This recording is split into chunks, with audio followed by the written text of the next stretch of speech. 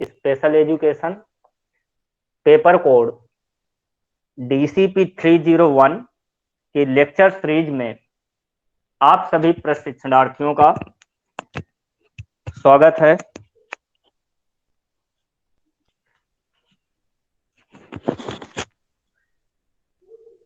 जैसा कि आप लोगों को पता है कि लास्ट के लेक्चर सेशन में हम लोगों ने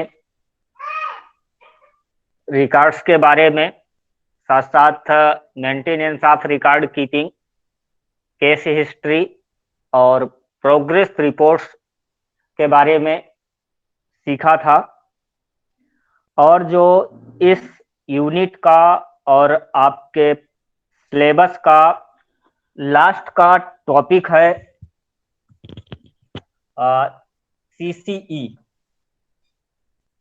कंटिन्यूअस कंप्रिहेंसिव इवैल्यूएशन। तो आज के इस टॉपिक में हम लोग CCE इवैल्यूएशन क्या होता है इसके बारे में जानेंगे, सीखेंगे। यानी देखा जाए तो टीचिंग में जो इवैल्यूएशन का पार्ट होता है, टीचिंग एप्टीट्यूड में इवैल्यूएशन का पार्ट बहुत ही महत्वपूर्ण होता है शिक्षण अभिरुचि के अंतर्गत। तो थोड़ा सा सारे लोग, आप लोग अपने ज्ञानेंद्रियों को ओपन करके बैठिएगा और थोड़ा सा ध्यान दे करके सुनने का प्रयास करिएगा। आई होप सब लोगों को समझ में आएगा और साथ साथ इंटरेस्टिंग लगेगा और बहुत ही यूजफुल टॉपिक है। आज आपके इस सिलेबस की दृष्टि से और साथ साथ जो मेरे टॉपिक होते हैं तो कहीं ना कहीं टेट, सुपर टेट, सीटेट, इन टीचिंग ओरिएंटेड जॉब से रिलेटेड जितने भी आपके कॉम्पिटिटिव एग्जाम होंगे तो उनमें भी इन टॉपिकों का बहुत बड़ा रोल होता है और हमेशा ही क्वेश्चंस कहीं ना कहीं आते हैं। और ये टीचिंग और इवैल्यूएशन से रिलेटेड टॉपिक्स सभी टीचिंग जॉब से रिलेटेड जितने भी कॉम्पिटिटिव एग्जाम के सिलेबस हैं तो सभी में कहीं ना कहीं रखा गया है। तो चलिए आइए हम लोग स्टार्ट करते हैं आज के इस महत्वपूर्ण टॉपिक को, इवैल्यूएशन। तो इवैल्यूएशन कहीं ना कहीं मूल्यांकन होता है और देखा जाए तो मूल्यांकन की क्या जरूरत पड़ती है या मूल्यांकन हमारे लिए क्यों आवश्यक है या मूल्यांकन हम लोग क्यों करते हैं। तो जब भी कभी भी टीचिंग की जाती है तो हमेशा जब स्टूडेंट्स के सामने कोई ना कोई प्रॉब्लम होती है तो उस प्रॉब्लम को सॉल्व करने की दृष्टि से हमेशा कहीं ना कहीं स्टूडेंट्स अपनी उस समस्या को टीचर्स के सामने रखता है और टीचर्स कहीं ना कहीं विभिन्न प्रकार की शिक्षण विधियों, शिक्षण तकनीकियों, शिक्षण के सिद्धांतों, शिक्षण के सूत्रों, इन सभी का उपयोग करते हुए कहीं ना कहीं शिक्षार्थियों की समस्याओं का समाधान करते हैं। तो टीचिंग में सर्वप्रथम समस्या आती है, उस समस्या के समाधान के लिए कहीं ना कहीं उद्देश्य बनाए जाते हैं और उन उद्देश्यों की पूर्ति के लिए शिक्षण किया जाता है और शिक्षण के अंत में मूल्यांकन किया जाता है और मूल्यांकन के लिए बहुत सारे अलग अलग टूल्स और टेक्निक्स का इस्तेमाल किया जाता है। तो ये हमारे एक तरह से देखा जाए टीचिंग के स्टेप्स हैं कि पहले हमने आपके सामने यानी स्टूडेंट के सामने कोई ना कोई समस्या होती है तो पहला स्टेप हो गया हमारा प्रॉब्लम हो गया कि टीचिंग में सबसे जो टीचिंग का पहला स्टेप होता है वो समस्या होता है, प्रॉब्लम होता है। उस समस्या के समाधान करने के लिए कहीं ना कहीं उद्देश्य बनाए जाते हैं जिन्हें हम लोग टीचिंग के ऑब्जेक्टिव कहते हैं और उन उद्देश्यों की पूर्ति के लिए तो पहला स्टेप आपका प्रॉब्लम हो गया और सेकंड स्टेप ऑब्जेक्टिव हो गए, उद्देश्य हो गए, और जो तीसरा स्टेप है वो टीचिंग होता है। उन उद्देश्यों की पूर्ति के लिए हम लोग कहीं ना कहीं शिक्षण करते हैं। तो ये हमारा तीसरा स्टेप हो गया। और तीसरे स्टेप के बाद जो चौथा स्टेप होता है, जब हमारा टीचिंग वाला पोर्शन कंप्लीट हो जाता है तो चौथे स्टेप में मूल्यांकन किया जाता है। और मूल्यांकन के लिए कहीं ना कहीं हम लोग टूल्स और टेक्निक्स का इस्तेमाल करते हैं। तो मूल्यांकन हमारा चौथा स्टेप आता है। और आज जो हम लोगों को डिटेल में चर्चा करना है तो कहीं ना कहीं इवाल्युएशन पे चर्चा करना है, क्योंकि सीसीई जो कंटिन्यूअस कॉम्प्रिहेंसिव इवाल्युएशन है, तो ये भी एक प्रकार का कहीं ना कहीं इवाल्युएशन ही होता है। तो चलिए एक एक इवाल्युएशन के बारे में हम लोग चर्चा करते हैं। बेसिक तौर पे टर्मिनोलॉजी से आप लोग सारे कहीं ना कहीं परिचित होंगे, लेकिन पता चलता है कि डिटेल जब उस टॉपिक के बारे में डिटेल नॉलेज या गहन नॉलेज की बात आती है तो पता चलता है कि हमें सिर्फ सरफेस लेवल का ही नॉलेज होता है, उसके बारे में डीप नॉलेज नहीं पता होता है। तो जैसे एनआरटी और सीआरटी आप लोगों ने सुन रखा होगा। एनआरटी और सीआरटी, एनआरटी को हम लोग नॉर्म रेफरेंसेस टेस्ट कहते हैं। एनआरटी का फुल फॉर्म कभी कभार एनआरटी और सीआरटी का फुल फॉर्म पूछता है, हो सकता है मेथड्स पेपर में आप लोगों को पढ़ाया गया हो। तो एनआरटी आपका होता है नॉर्म रेफरेंसेस टेस्ट, जिसे हम लोग मानक संदर्भित परीक्षण कहते हैं। और सीआरटी आपका होता है क्राइटेरियन रेफरेंसेस टेस्ट, जिसे हम लोग निकटस्थ संदर्भित परीक्षण कहते हैं। यानी जो एनआरटी टेस्ट होते हैं तो कहीं ना कहीं इनका उपयोग समूह में किया जाता है, और एक तरह से देखा जाए तो इनमें लोचशीलता का गुण पाया जाता है। लोचशीलता का आशय यहाँ पे फ्लेक्सिबिलिटी से है, अर्थात लचीलापन का गुण पाया जाता है। और जो सीआरटी होते हैं क्राइटेरियन रेफरेंसेस टेस्ट, जिन्हें हम लोग निकटस्थ संदर्भित परीक्षण कहते हैं, तो व्यक्ति सापेक्षिक अध्ययन किया जाता है और कहीं ना कहीं इनमें लोचशीलता नहीं होती है। और मोस्टली मापन किस चीज का किया जाता है? जब किसी व्यक्ति का उपलब्धि को हम लोग मापते हैं, या व्यवहार को नापते हैं, या निष्पादन का पता करते हैं, परफॉर्मेंस हो गया, बिहेवियर हो गया, उसका अचीवमेंट्स हो गया, उपलब्धि, इन चीजों के मापन के लिए कहीं ना कहीं हम लोग सीआरटी टेस्ट का इस्तेमाल करते हैं। और सीआरटी टेस्ट में लोचशीलता का गुण नहीं पाया जाता है और व्यक्ति सापेक्षिक अध्ययन किया जाता है। इसके बाद मोस्टली आप लोगों ने दो तरह के टेस्ट का और नाम सुना होगा, जैसे जिसे हम लोग नैदानिक बोलते हैं, डायग्नोस्टिक टेस्ट, और दूसरा है आपका रिमीडियल। तो डायग्नोस्टिक और रिमीडियल ये सारे क्वेश्चन ऑब्जेक्टिव प्रश्नों में पूछे जाते हैं। जब तक आपके कॉन्सेप्ट नहीं क्लियर होंगे तब तक इनसे रिलेटेड प्रश्न कभी भी ऑब्जेक्टिव हमारे सही नहीं हो पाते हैं। तो थोड़ा सा केयरफुली ढंग से समझने का प्रयास करिएगा, और अगर समझ में आता है तो लास्ट में आप लोग फीडबैक दे करके भी कहीं ना कहीं बताने का प्रयास करिएगा कि हाँ ये कॉन्सेप्ट पूरी तरह से क्लियर हो गए हैं। जैसे पहले मैंने आपको एनआरटी बताया, तो एनआरटी का फुल फॉर्म होता है नॉर्म रेफरेंसेस टेस्ट। कहीं ना कहीं समूह सापेक्षिक अध्ययन हम लोग करते हैं और इसमें लोचशीलता का गुण पाया जाता है। दूसरा हमने बताया कि सीआरटी टेस्ट होते हैं, जिसका full form criterion references test कहते हैं, जिसे निकटस्थ संदर्भित परीक्षण बोला जाता है। और इसके अंतर्गत कहीं ना कहीं हम लोग व्यक्ति सापेक्षिक अध्ययन करते हैं। उस व्यक्ति का जब हम लोगों को निष्पादन मापना होता है, साथ साथ उसके व्यवहार का मापन करना होता है, और व्यवहार के साथ साथ उस व्यक्ति का उपलब्धि का मापन किया जाता है, तो इसके लिए सीआरटी टेस्ट का इस्तेमाल किया जाता है। तो ये तो हमारा एनआरटी और सीआरटी हो गए। पहले दो प्रकार के टेस्ट हमने बताया, एनआरटी और सीआरटी। फिर इसके बाद दो प्रकार के टेस्ट हमने फिर से लिया, नंबर 1 डायग्नोस्टिक और दूसरा है आपका रिमीडियल। तो डायग्नोस्टिक को हम लोग नैदानिक कहते हैं, अब समझिए कि नैदानिक टेस्ट क्या होता है। तो नैदानिक में हम लोग समस्या के कारणों को खोजा जाता है और तत्कालिक समस्या का समाधान कर दिया जाता है।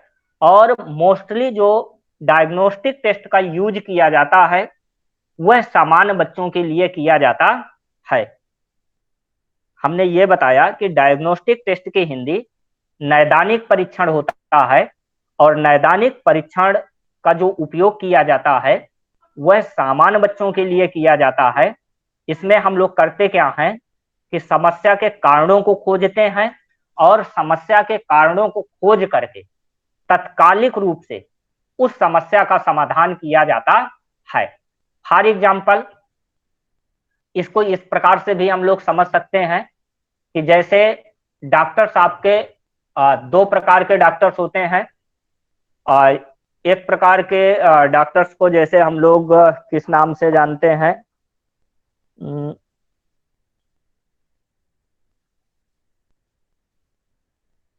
चलिए अभी मुझे एग्जैक्ट वर्ड नहीं याद आ रहा है, अभी मैं आपको बताता हूं कि हम लोगों के सामने जैसे दो प्रकार के डॉक्टर्स होते हैं। कुछ एक्सपर्ट डॉक्टर्स होते हैं और कुछ सामान्य डॉक्टर्स होते हैं। उनके लिए स्पेशल टर्मिनोलॉजी है, ब्रेन पे आ नहीं रही, अभी मैं बताता हूं आपको। तो जैसे जब कभी हम लोग सामान्य डॉक्टर के पास पहुंच जाते हैं, जिनको सभी के बारे में थोड़ा थोड़ा सा जानकारी होता है, किसी एक एरिया में उनका एक्सपर्ट नहीं होते हैं, तो ऐसे डॉक्टर्स के पास जब हम अपनी समस्या को लेकर के जाते हैं तो कहीं ना कहीं वो डॉक्टर तत्काल रूप से उन कारणों का पता करके तुरंत आपको उससे रिलेटेड उपचार देगा और वो कहीं ना कहीं आपकी समस्या का तत्कालिक रूप से समाधान कर दिया जाता है। और पता चले वहीं पे आप किसी विशेषज्ञ डॉक्टर के पास जाएं, किसी को किडनी में प्रॉब्लम है और हार्ट में प्रॉब्लम है, आई में प्रॉब्लम है, तो ऐसे यानी सर्जन, जिनको हम लोग सर्जन कहते हैं, तो सर्जन डॉक्टर्स के पास जब आप जाते हैं तो कहीं ना कहीं वो उस समस्या के कारणों को खोज करके धीरे धीरे करके उस समस्या का समाधान करते हैं। तो इसको हम लोग उपचारात्मक टेस्ट कहते हैं। जो रिमीडियल टीचिंग होती है वो हमेशा विशेष आवश्यकता वाले बच्चों के लिए उपयोग किया जाता है।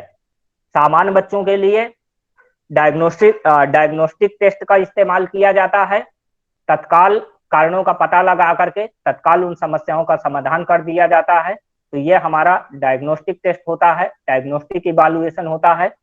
और जब हम समस्या के कारणों को खोज करके धीरे धीरे करके उन समस्याओं का समाधान करते हैं और कहीं ना कहीं उन समस्याओं का समाधान करने में जब हमें लंबा समय लगता है तो इसे हम रिमीडियल टीचिंग कहते हैं। और यह मोस्टली विशेष आवश्यकता वाले बच्चों के लिए उपयोग किया जाता है। रिमीडियल टीचिंग का जो उपयोग किया जाता है वो विशेष आवश्यकता वाले बच्चों के लिए किया जाता है। फिर आपके दो प्रकार के टेस्ट होते हैं। एक को हम लोग वस्तुनिष्ठ ऑब्जेक्टिव टेस्ट कहते हैं और दूसरे आपके सब्जेक्टिव टेस्ट होते हैं। ये सारी चीजें कहीं ना कहीं इवैल्यूएशन में ही आ रही हैं आपके, ओनली है यहाँ पे आपके कहीं ना कहीं सीसीई, लेकिन सीसीई के साथ साथ और भी जो टर्मिनोलॉजी कहीं ना कहीं पूछी जाती हैं तो उन चीजों से भी आप लोग वाकिफ हो जाएं। तो वस्तुनिष्ठ और आत्मनिष्ठ ऑब्जेक्टिव टाइप के जो क्वेश्चंस होते हैं, तो ऑब्जेक्टिव की हिंदी होती है वस्तुनिष्ठ। वस्तुनिष्ठ में क्या होता है, कहीं ना कहीं चार ऑप्शंस दिए होते हैं और उन्हीं चार ऑप्शंस के अंतर्गत एक तरह से यह देखा जाए तो बंद प्रश्नावली होती है। उसमें आपको ये स्वतंत्र प्रकट कर सकें में कोई एक ऑप्शन सही होता है को ही आपको टिक करना होता है। तो ऐसे टेस्टों को या ऐसे परीक्षणों को हम लोग वस्तुनिष्ठ टाइप के प्रश्न कहते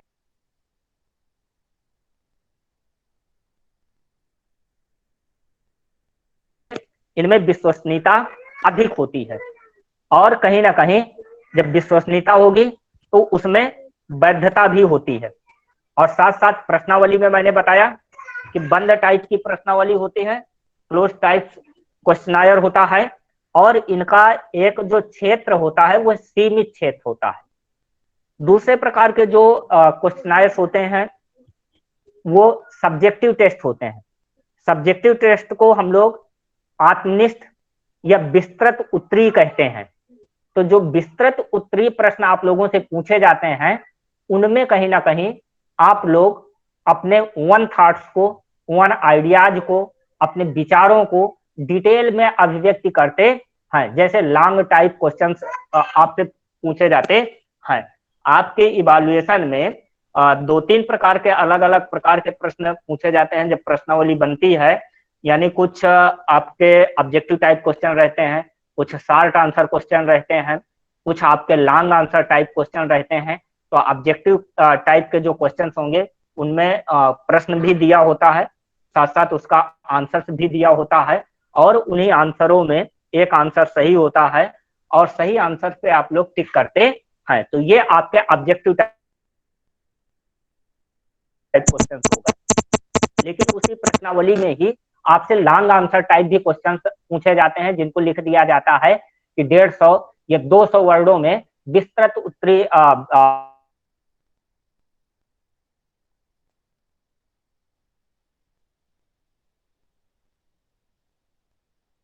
जवाब देने का प्रयास करते हैं। ऐसे प्रश्नों को हम लोग आत्मनिष्ठ टाइप या विस्तृत उत्तरी टाइप प्रश्न कहते हैं। इसके बाद नेक्स्ट टू टाइप के प्रश्न और हैं। प्रश्न क्या मतलब जो इवैल्यूएशन में हम लोग टेस्ट का इस्तेमाल करते हैं। जैसे लास्ट में मैंने बताया था कि पहले हमारी क्या होती है, प्रॉब्लम होती है। प्रॉब्लम समस्या होती है। जब भी टीचिंग करते हैं तो टीचिंग में सबसे पहला स्टेप हमारा समस्या का आता है, और समस्या के समाधान करने के लिए कहीं ना कहीं हम लोग उद्देश्य बनाते हैं, और उन उद्देश्यों की पूर्ति के लिए हम लोग क्या करते हैं, टीचिंग करते हैं। और टीचिंग के अंत में इवैल्यूएशन किया जाता है, और इवैल्यूएशन के लिए बहुत सारे अलग अलग प्रकार के टेस्ट और टूल्स का इस्तेमाल किया जाता है। ठीक, तो उन्हीं टेस्टों की यहाँ पे चर्चा की जा रही है, टेस्ट और इवैल्यूएशन के लिए कि कौन सा इवैल्यूएशन क्या है और उसके लिए हम लोग किस प्रकार के टेस्ट इस्तेमाल करते हैं। तो सर्वप्रथम हम लोगों ने एनआरटी और सीआरटी के बारे में डिस्कस किया, फिर इसके बाद डायग्नोस्टिक और रिमीडियल के बारे में डिस्कस किया, फिर ऑब्जेक्टिव और सब्जेक्टिव टेस्ट के बारे में आपको बताया। अब जो नेक्स्ट टाइप का प्रश्न है वो आपका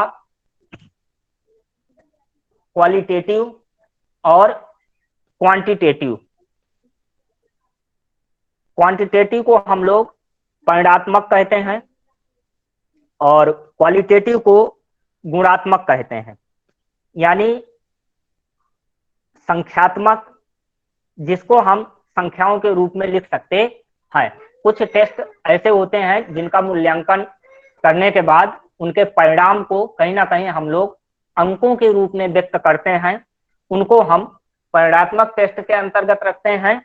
और कुछ टेस्ट ऐसे होते हैं जिनका इवैल्यूएशन करने के बाद उसका जो रिजल्ट या निष्कर्ष निकल के आता है उसको हम लोग अंकों में न व्यक्त करके बल्कि शब्दों के रूप में व्यक्त करते हैं, उसे हम गुणात्मक टेस्ट कहते हैं, क्वालिटेटिव टेस्ट कहते हैं। एक आपके क्वांटिटेटिव हो गए यानी संख्यात्मक या परिणात्मक, और दूसरे आपके क्वालिटेटिव यानी गुणात्मक।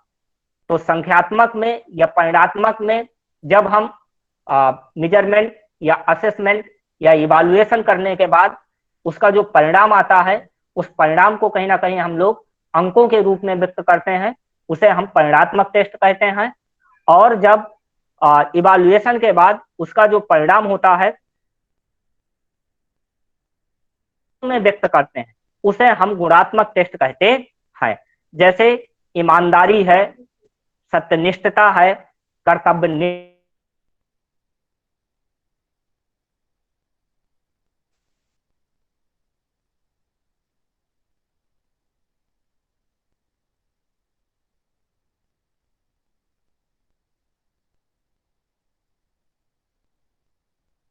कर्तव्यनिष्ठता है, इस चीज को आप लोग अंकों में, स्कोर कार्ड में नहीं व्यक्त कर सकते हैं।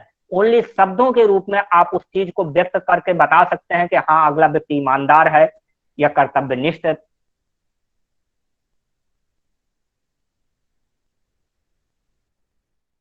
को कहीं ना कहीं गुणात्मक रूप में ही व्यक्त किया जाता है।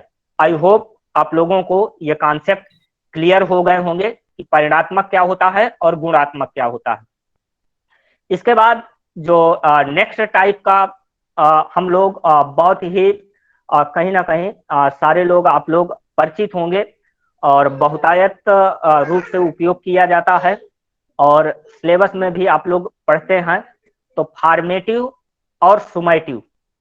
तो फॉर्मेटिव को हम लोग, फॉर्मेशन से बना है फॉर्मेटिव वर्ड, बहुत बार स्टूडेंट कंफ्यूज हो जाते हैं कि जब दोनों में डिफरेंस पूछा जाता है, फॉर्मेटिव और सुमेटिव इवैल्यूएशन क्या होता है, तो बहुत बार स्टूडेंट फॉर्मेटिव की बात सुमेटिव में लिखाते हैं और सुमेटिव की बात फॉर्मेटिव में लिख देते हैं। तो थोड़ा सा इसके भी कॉन्सेप्ट को आप लोग पकड़ के चलिएगा कि कैसे बहुत बार हम वर्णों से कोडिंग करते हैं और उस चीज को समझते हैं जिससे कि इन फ्यूचर कंफ्यूजन ना हो। तो फॉर्मेटिव, फॉर्मेटिव शब्द आपका बना है फॉर्मेशन से, और फॉर्मेशन मीन्स होता है निर्माण, तो निर्माणात्मक मूल्यांकन। और दूसरा होता है आपका सुमेटिव इवैल्यूएशन, सुमेटिव को हम लोग योगात्मक मूल्यांकन भी कहते हैं। कभी कभार इसके नियम चेंज करके पूछता है, फॉर्मेटिव को निर्माणात्मक की जगह रचनात्मक लिख करके भी पूछता है हिंदी में। तो हिंदी में 2-3 नाम है और इंग्लिश, इसलिए इंग्लिश वर्जन हमेशा सही होता है। तो क्वेश्चन में आपका बाइलिंगुअल क्वेश्चन पेपर आता है, हिंदी और इंग्लिश दोनों भी होता है, तो कहीं ना कहीं हिंदी और इंग्लिश दोनों को पढ़ के समझने का प्रयास करिए ताकि कंफ्यूजन न उत्पन्न हो। तो फॉर्मेशन को हमने बताया, फॉर्मेटिव टेस्ट निर्माणात्मक या रचनात्मक, और सुमेटिव आपका योगात्मक या संकल्पनात्मक। तो यानी जो फॉर्मेटिव टेस्ट होता है, तो फॉर्मेटिव टेस्ट या फॉर्मेटिव इवैल्यूएशन ऐसा मूल्यांकन जो टीचिंग के दौरान, पूरी टीचिंग के दौरान बीच बीच में लगातार हम लोग मूल्यांकन करते हैं, ऐसे टेस्ट को हम लोग फॉर्मेटिव टेस्ट कहते हैं, सॉरी फॉर्मेटिव इवैल्यूएशन कहते हैं। यानी जैसे अभी हमने आपको पढ़ाया और पढ़ाने के तुरंत बाद आप लोगों का इवैल्यूएशन करें या आप लोगों का फीडबैक लें, आप लोगों ने कितना सीखा इसके बारे में जाने। तो जब पढ़ाने के साथ साथ लगातार ओवरऑल पूरी टीचिंग के साथ साथ चलता रहता है, ऐसे इवैल्यूएशन को हम लोग फॉर्मेटिव इवैल्यूएशन कहते हैं। सुमेटिव इवैल्यूएशन ऐसा इवैल्यूएशन जो ओवरऑल सिलेबस फिनिश होने के उपरांत लास्ट में किया जाता है, ऐसे मूल्यांकन को हम लोग सुमेटिव इवैल्यूएशन कहते हैं। फॉर्मेटिव में पढ़ा रहे थे, जैसे आपका यूनिट टेस्ट हो गया, मंथली टेस्ट हो गया, इकाई परीक्षण हो गया, या जितना शिक्षक डेली के क्लासरूम टीचिंग में कहीं ना कहीं सिखाते हैं, पढ़ाते हैं, और जब लगातार कहीं ना कहीं छात्रों का फीडबैक या इवैल्यूएशन करते हैं, तो ऐसे इवैल्यूएशन को हम लोग फॉर्मेटिव इवैल्यूएशन कहते हैं। दूसरा हमने बताया सुमेटिव, यानी जब आपका सिलेबस पूरी तरह से फिनिश हो जाए और लास्ट में जब आप लोगों का इवैल्यूएशन किया जाए कि आपने कहाँ तक सीखा उसके बारे में, तो ऐसे इवैल्यूएशन को हम लोग सुमेटिव इवैल्यूएशन कहते हैं। सुमेटिव इवैल्यूएशन का जो एग्जाम्पल्स है वो सेमेस्टर एंड एग्जाम या एनुअल एग्जाम, ये इसके एग्जाम्पल्स होते हैं। जो आपका सेमेस्टर एंड एग्जाम होता है वो सुमेटिव इवैल्यूएशन होता है एक तरह से, और जो आपका एनुअल एग्जाम होता है वो भी कहीं ना कहीं सुमेटिव इवैल्यूएशन के अंतर्गत आता है। सुमेटिव इवैल्यूएशन में फ्लेक्सिबिलिटी नहीं होती है, लचीलापन नहीं होता है, साथ साथ इसमें सुधार की संभावनाएं बिल्कुल नहीं होती हैं, क्योंकि जैसे जुलाई से आप लोगों का सेमेस्टर स्टार्ट हुआ, दिसंबर तक लगातार आपने पढ़ा, पढ़ने के बाद आप लोगों ने अपना सिलेबस आपने कंप्लीट किया, और सिलेबस कंप्लीट करने के बाद लास्ट में दिसंबर एंड में आपका सेमेस्टर एंड एग्जाम हो, और एग्जाम होने के बाद जब आपका रिजल्ट डिक्लेयर होता है, तो रिजल्ट आपका एक तरह से देखा जाए तो पूरी तरह से वो पीडीएफ बन जाता है, और पीडीएफ में there is no any changement, मतलब उस पर फिर किसी प्रकार का कोई बदलाव या सुधार नहीं किया जा सकता है। तो इसीलिए कहा जा रहा है कि जो सुमेटिव इवैल्यूएशन होता है, इसमें लोचशीलता का गुण नहीं पाया जाता है, पूरी तरह से रिजिड होता है, सुधार की संभावनाएं नहीं होती हैं। लेकिन जो सुमेटिव टेस्ट होता है वो कहीं ना कहीं उसमें लोचशीलता का गुण पाया जाता है, फ्लेक्सिबिलिटी होती है, और सुधार की संभावनाएं होती हैं। अभी मैंने पढ़ाया, और पढ़ाने के बाद तत्काल आपसे पूछा, तत्काल आप लोगों का फीडबैक लिया, और फीडबैक लेने के बाद अगर आप लोगों का परफॉर्मेंस उस स्तर से नहीं आ रहा है, तो कहीं ना कहीं हम आपको सचेत कर सकते हैं इन फ्यूचर्स के लिए कि भाई आप लोग अभी बहुत गहरे पानी पे हैं, और बहुत कम अभी आप लोगों को बहुत ज्यादा मेहनत करने की जरूरत है, बहुत आप कमजोर हैं, कहीं ना कहीं मेहनत करिए तब आप लोगों का उद्धार होगा। तो अर्थात कहीं ना कहीं उसमें सुधार की संभावना है। आपका यूनिट परीक्षण लिया, इकाई परीक्षण लिया, या मिड सेमेस्टर टेस्ट लिया, उसके जब मार्क्स या मूल्यांकन का परिणाम आप लोगों ने देखा, तो आपको आइडिया लग गया कि नहीं यार, हमारा परफॉर्मेंस ठीक ठाक है, तब तो कोई बात नहीं है। अगर ठीक ठाक नहीं है, 20 नंबर में पता चले 5 नंबर, 3 नंबर, 2 नंबर आ रहे हैं, तो वहां से आप अनुमान लगा सकते हैं कि अगर अभी नहीं हम जगे तो आगे हमें प्रॉब्लम क्रिएट होगी, अर्थात फाइनल परीक्षा पास करना हमारे लिए काफी मुश्किल हो जाएगा। तो अर्थात देखा जाए तो फॉर्मेटिव टेस्ट में कहीं ना कहीं सुधार की संभावना होती है। तो पहला पॉइंट तो आपको यह पकड़ना है कि फॉर्मेटिव इवैल्यूएशन जो शिक्षण प्रक्रिया के दौरान लगातार किया जाता है, ऐसे मूल्यांकन को हम लोग फॉर्मेटिव कहते हैं। और बताया कि जैसे मंथली परीक्षा, डेली का फीडबैक या इकाई परीक्षण, ये इसके एक तरह से इवैल्यूएशन हो गए। बहुत बार अगर ऑब्जेक्टिव टाइप के क्वेश्चन में एक कोडिंग पूछता है, अगर ऐसा जैसे सीटेट वगैरह में प्रश्न को घुमा करके पूछता है, अगर ये लिख करके आता है कि सीखने के लिए मूल्यांकन, जिस जगह सीखने के लिए मूल्यांकन आए वह आपका फॉर्मेटिव इवैल्यूएशन होगा। सीखने के लिए इवैल्यूएशन, जब वर्ड लिख करके आए सीखने के लिए, सीखने के लिए मूल्यांकन, तो आपका फॉर्मेटिव इवैल्यूएशन होगा। जब ये लिख करके आता है शिक्षा का मूल्यांकन, शिक्षा का मूल्यांकन अगर पूछा जा रहा है तो वह आपका सुमेटिव होगा। अगर सीखने के लिए मूल्यांकन पूछा जा रहा है तो वह आपका फॉर्मेटिव होगा। आई होप आप लोगों को क्लियर हो गए होंगे ये कॉन्सेप्ट फॉर्मेटिव और सुमेटिव के। Please reply to your feedback. सभी लोग एक बार जरा अपना फीडबैक दें कि क्या ये सारे पॉइंट आप लोगों के क्लियर हो गए, अब किसी प्रकार का कोई तो नहीं रह गया। Yes sir. सभी को, अगर किसी को कोई प्रॉब्लम हो तो बताएं। NRT, CRT, diagnostic, remedial, objective, subjective, qualitative, quantitative, और साथ में फॉर्मेटिव, सुमेटिव, इतनी सारी चीजें मैंने बताया। एक एक करके पहले मैंने एनआरटी और सीआरटी के बारे में बताया कि एनआरटी और सीआरटी क्या है, फिर दोबारा मैंने बताया कि डायग्नोस्टिक और रिमीडियल क्या है, तीसरे में मैंने बताया ऑब्जेक्टिव जिसे वस्तुनिष्ठ कहते हैं, और सब्जेक्टिव जिसे विस्तृत उत्तरी कहते हैं। इसके बाद क्वांटिटेटिव जिसे हम लोग परिणात्मक कहते हैं, और दूसरा है आपका क्वालिटेटिव जिसे हम लोग गुणात्मक कहते हैं। क्वालिटेटिव को हम लोग कहीं ना कहीं संख्याओं के रूप में व्यक्त करते हैं, सॉरी क्वांटिटेटिव को हम लोग संख्याओं के रूप में व्यक्त करते हैं, और जो आपका क्वालिटेटिव होता है उसे हम शब्दों के रूप में व्यक्त करते हैं, जैसे ईमानदारी है, सत्यनिष्ठता है, कर्तव्यनिष्ठता है। इस तरह की चीजों को जब हमें मापन करना होता है तो कहीं ना कहीं गुणात्मक टेस्टों का इस्तेमाल किया जाता है। इसके बाद लास्ट में हमने बताया आपका फॉर्मेटिव और सुमेटिव, कि फॉर्मेटिव क्या होता है और सुमेटिव क्या होता है।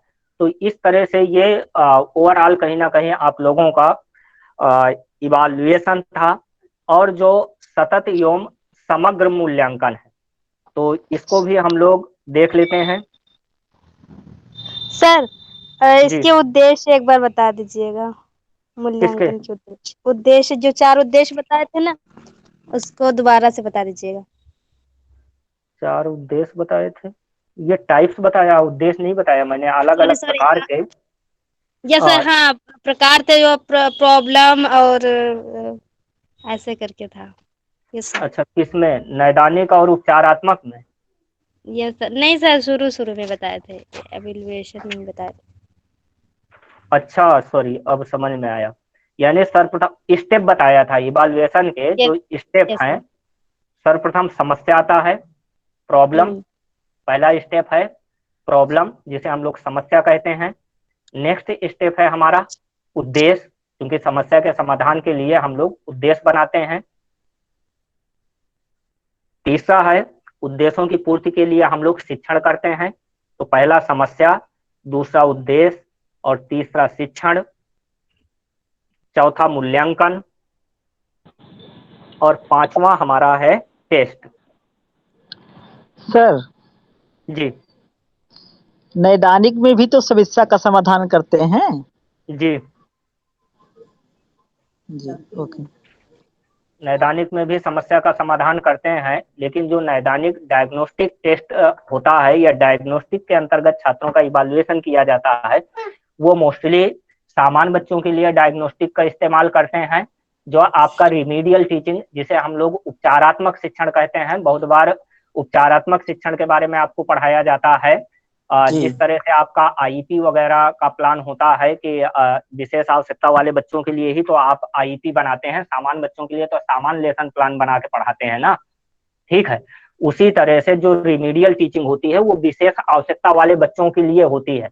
अगर कोई भी आप को अगर उसको कोई टास्क सिखाना है, जिस तरह से आपको आईपी में पता चलता है कि एक एक टास्क को सिखाने में आपको 4 4 5 5 6 6 माह बीत जाते हैं, तो विशेष आवश्यकता वाले बच्चों की समस्याओं का समाधान आप एक दिन में नहीं कर सकते हैं। उनकी समस्या का समाधान आप धीरे धीरे धीरे धीरे धीरे धीरे लगातार, जब 2 3 महीने तक लगातार आप उनके साथ काम करते हैं। खास तौर से जब एमआर बच्चे, बीआई और एचआई बच्चों की बात थोड़ा सा कम है, क्योंकि बीआई में भी कहीं ना कहीं सेंसिटिविटी होती है, दिमाग होता है, आईक्यू लेवल होता है। आप किसी बात को समझाते हैं तो सिर्फ वो देख नहीं पाते हैं, लेकिन कहीं ना कहीं उन विषय वस्तुओं को बहुत अच्छे ढंग से समझने का प्रयास करते हैं, उनका ब्रेन बराबर काम करता है। इसी प्रकार से जो एचआई बच्चे होते हैं, तो एचआई बच्चों का भी ब्रेन पूरी तरह से काम करता है, सिर्फ उनको सुनाई नहीं देता है। तो उनको भी कोई टास्क आपको सिखाना है, तब भी उनको सिखाना काफी आसान कार्य होता है। लेकिन हमारे साथ इस कॉमन क्लास में एमआर बच्चे भी जुड़े होंगे। एमआर बच्चों का आशय यह है कि आईडी के स्टूडेंट भी होंगे, जो इंटेलेक्चुअल डिसेबिलिटी पे जो लोग डिप्लोमा कर रहे हैं, तो उन लोगों को आईपी वगैरह पे, लेसन प्लान पे बताया होगा कि एक एक टास्क को सिखाना मानसिक मंद बच्चों के लिए कितना मुश्किल होता है, या कितना कठिन काम होता है। तो पता चलता है कि बहुत कठिन काम होता है। एक एक टास्क को सिखाने में के लिए उनको 4 से 5 माह 6 माह तक लग जाते हैं। तो यस सर। जो रिमीडियल टीचिंग का उपयोग किया जाता है, वो मोस्टली विशेष आवश्यकता वाले बच्चों के लिए किया जाता है। कभी भी अगर चाहे वो ऑब्जेक्टिव क्वेश्चन में या जनरल क्वेश्चन में आपसे अगर पूछा जाए कि रिमीडियल टीचिंग का उपयोग किया जाता है सामान्य बच्चों के लिए, विशेष आवश्यकता वाले बच्चों के लिए, या प्रतिभाशाली बच्चों के लिए, या और किसी प्रकार के बच्चों के लिए, तो हमेशा आपको ध्यान रखना है कि रिमीडियल टीचिंग का उपयोग हमेशा विशेष आवश्यकता वाले बच्चों के लिए किया जाता है। समस्या के कारणों की खोज करके और धीरे धीरे करके कहीं ना कहीं उन समस्याओं का समाधान किया जाता है। जैसे यमार बच्चे को आपको खाना खिलाना सिखाना है, चम्मच से खाना खिलाना सिखाना है, तो पता चलेगा कि एक दिन में आप उसको चम्मच से खाना खिलाना नहीं सिखा सकते हैं। पहले प्रॉपर वे पे बैठना सिखाएंगे, बैठने के बाद कहीं ना कहीं चम्मच पकड़ना सिखाएंगे, चम्मच के साथ अगर लिक्विड वाला खाना खिलाना सिखा रहे हैं तो किस तरह से उसको आपस में मिक्सअप करना है वो सिखाएंगे, मिक्सअप करने के बाद फिर चम्मच से किस तरह उसको उठाना है वो सिखाएंगे। इसके बाद किस तरह से बगैर गिराए हुए, अभी ये भी हमें ध्यान रखना है कि टास्क है हमारा कि बगैर गिराए हुए, जैसे एचआई बच्चों को आईपी में मैंने इसका एग्जांपल्स दिया था कि किस तरह से बगैर गिरे हुए लिक्विड तरल भोजन आप सही सार तरीके से आप उनको खाना सिखाएंगे कि बच्चा प्रॉपर तरीके से खाना खाना सीख जाए और एक भी गिरे ना। तो इन सब चीजों का कहीं ना कहीं उपचारात्मक शिक्षण का उपयोग हम लोग विशेष आवश्यकता वाले बच्चों के लिए करते हैं। और जो डायग्नोस्टिक टेस्ट होता है तो इसमें समस्या के कारणों को खोजा जाता है, खोज करके तत्कालिक रूप से कहीं ना कहीं समस्या का समाधान कर दिया जाता है। तो ये हमारा कहीं ना कहीं सामान्य बच्चों के लिए उपयोग होता है। चलिए आज के लिए इतना ही, क्योंकि नेक्स्ट क्लास का टाइम हो रहा है। अभी सीसी